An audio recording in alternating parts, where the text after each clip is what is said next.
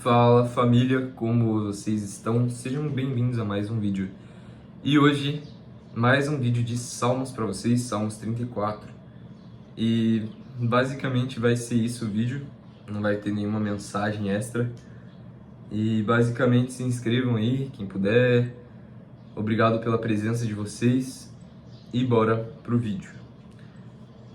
O cuidado de Deus pelos aflitos. Salmo de Davi, quando mudou o seu semblante perante Abimeleque, que o lançou fora e ele se foi. Louvarei ao Senhor em todo o tempo. O seu louvor estará continuamente na minha boca. A minha alma se gloriará no Senhor. Os mansos o ouvirão e se alegrarão.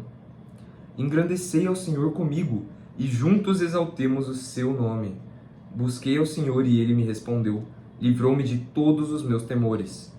Olharam para ele e foram iluminados. Os seus rostos não ficaram confundidos. Clamou este pobre. O Senhor o ouviu e o salvou de todas as suas angústias. O anjo do Criador acampa-se ao redor dos que o temem e os livra. Provai e vede que o Senhor é bom. Bem-aventurado o homem que nele confia. Temei ao Senhor vós, os seus santos, pois nada falta aos que o temem. Santos significa eleitos, escolhidos, portanto, separados do mundo, né? Porque Espírito Santo é Espírito do separado. E por isso que o Criador é santo, porque ele é separado do mundo, sem pecado, perfeito, glorioso. Então, por isso que ele chama a sua igreja, a noiva do Cordeiro, a ser santa, a santidade. E é por isso que não tem como misturar o evangelho, o verdadeiro evangelho, com as coisas do mundo, porque nós somos chamados a sermos separados. Isso é diferente de você ser arrogante e se achar melhor do que os outros, porque nós temos que nos fazermos servos dos outros. Perdão pelo português aí. A gente tem que ser feito servo dos outros. Só que isso é diferente de você ir beber com as pessoas, ir num jogo e dizer que você está sendo a luz do mundo ali, porque você é um exemplo cristão no meio do mundo. Não. Nós somos chamados, no máximo, a ir pregar o evangelho nesses lugares, tá bom? Nos bares. Então, não cola essa, não tem como. Nós temos que ser separados. Os filhos dos leões passam necessidade e sentem fome, mas aqueles que temem ao Senhor não têm falta de coisa alguma. Vinde, meninos, ouvi-me, eu vos ensinarei o temor do Senhor. Quem é o homem que deseja a vida, que quer muitos dias para ver o bem? Guarda a tua língua do mal e os teus lábios de falarem o engano. Aparta-te do mal e faze o bem, procura a paz e segue-a. Sabe o que eu achei engraçado, meus irmãos? Aqui foi que ele fala o seguinte, né? Quem que deseja a vida e quer muitos dias para ver o bem. Mas é interessante que Salomão, depois de velho, ele fala justamente o contrário, né? Que é melhor um bebê ou alguém que não nasceu porque não viu as más obras que são feitas debaixo dos céus. Então tem essa perspectiva, né? Existe a parte boa de estar nessa terra, mas também tem muitas más obras que são feitas aqui. Desde sempre, eu não acho que seja muito pior hoje em dia, mas os tempos do fim também possuem o que? As dores de parto. Isso é bíblico, e as dores de parto, as contrações vão aumentando. Quanto mais se aproxima aquele dia da vinda do Messias, no qual ele diz que todo aquele que o Pai o deu, ele de modo nenhum o lançará fora, e ele nos ressuscitará no último dia. E outra coisa que eu achei interessante é que aqui diz, né? Os olhos do Senhor estão sobre os justos, e os seus ouvidos atentos ao seu clamor. E no Salmo 33 ele diz, o Senhor olha Deus desde os céus e está vendo a todos os filhos dos homens. Então, tem essas nuances, né? O olhar dele está sobre os justos para os abençoar, para mostrar sua benignidade. Também está sobre todos os filhos dos homens, porque ele é onisciente, onipotente e poderoso.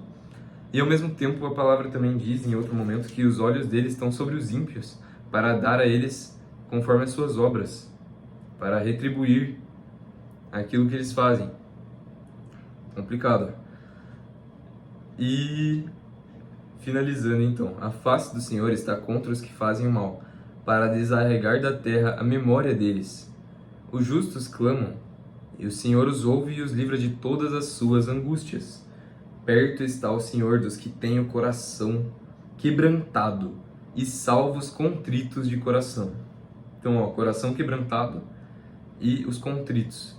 Ou seja, bem-aventurados os que choram, porque eles verão o reino de Deus, porque eles serão consolados, né? Então, assim, creio que todo justo acaba sendo contrito no seu coração por motivos de justiça, né? Não por uma pessoa que vive no mundo, que não quer nada com nada e que acaba tendo suas crises de identidade, suas crises de ansiedade, depressão, porque estão vazias espiritualmente, né?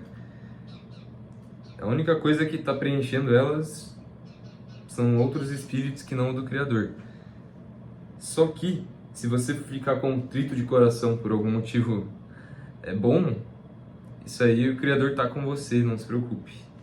E mesmo aqueles que muitas vezes estavam vivendo na impiedade, estavam no mundo, sentiram uma dor no seu coração e é o Criador às vezes tocando o coração deles para eles buscarem Ele. Então o Criador faz isso. Quando Ele chama você, a graça é irresistível, não tem como. Ele vai cutucar no teu coração, Ele vai fazer o que for, porque Ele está no controle de tudo.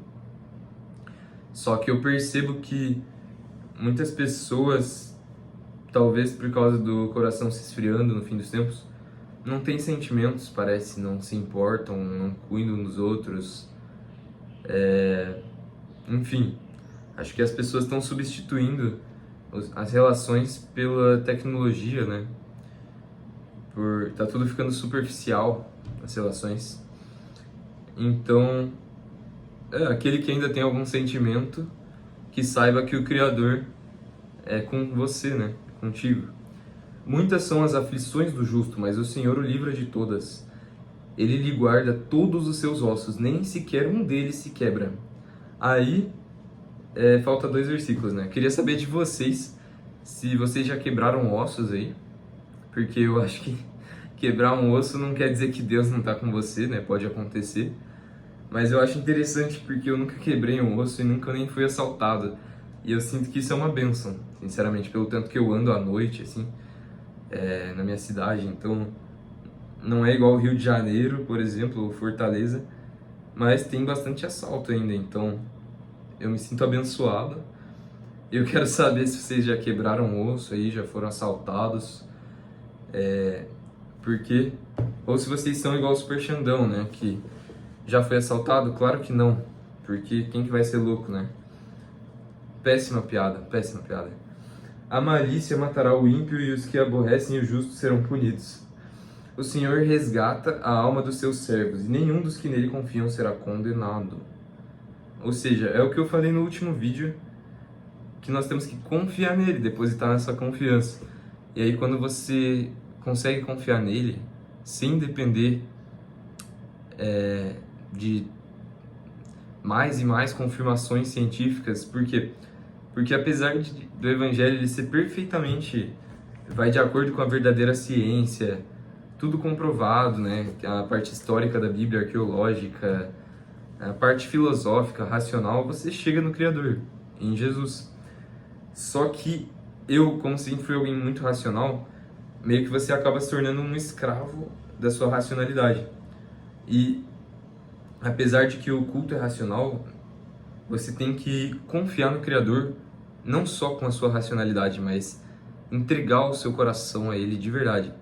E particularmente isso me trouxe paz. Quando eu parei de querer racionalizar 100%, mesmo sabendo que é racional, crer no Criador. E aí isso me trouxe uma paz e por isso que eu estou compartilhando isso com vocês, tá? Então, ele resgata a alma dos servos dele, dos escolhidos, e nenhum dos que nele confiam será condenado, porque não há condenação para os que estão em Cristo Jesus, para os que nasceram de novo e estão carregando a sua cruz, aguardando até o fim, e que oram para o Criador para que nós possamos resistir até o fim, né? E eu oro para que todos nós que estamos nesta comunidade aqui, e para que nós possamos resistir até o final, que Ele nos dê força e graça até o fim, em nome de Jesus, amém, e que o Criador nos encha com os 7 Espíritos dele. Eu vou fazer um vídeo sobre isso, tá? Então, que Ele nos encha de temor do Espírito Santo, de sabedoria, de inteligência, de conselho, de fortaleza, ousadia, força e da paz dele, que Ele nos encha de tudo que Ele tem de bom para nos dar, e que nós possamos resplandecer a luz, a glória dele e distribuir isso, sermos como aquele que coloca a lâmpada em cima do telhado e não que esconde debaixo da cama. Que nós possamos também compartilhar o pão da vida, o qual é o pão que é o Messias, né, a palavra de Deus, que nos disse para nós fazermos isso em memória dele, ou seja, compartilhem a minha palavra, preguem o meu evangelho e tomem do meu sangue, ou seja, sofram as aflições, padeçam por mim, carreguem a cruz de vocês, que é muito mais complexo do que só você achar que você ir num culto religioso e comer um pãozinho e tomar alguma coisa, um vinho, um suco de uva, que é o que vai estar santificando você, sendo que esse era um ensinamento espiritual que o Criador estava nos dando, né? Então, assim que eu finalizar 1 Pedro, faltam uns 3 vídeos, eu vou voltar para Mateus 26 para falar sobre a última ceia e explicar essa questão do pão. Enfim, eu já expliquei para vocês aqui, mas daí eu repito com algumas adições, tá bom? Então é isso, que o Criador vos abençoe sempre, meus irmãos. Não esqueçam de deixar aquele maroto no vídeo, aquele comentário, e é isso, tá bom?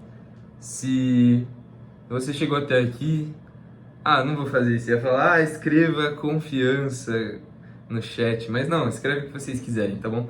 Então que o Criador vos abençoe e fui.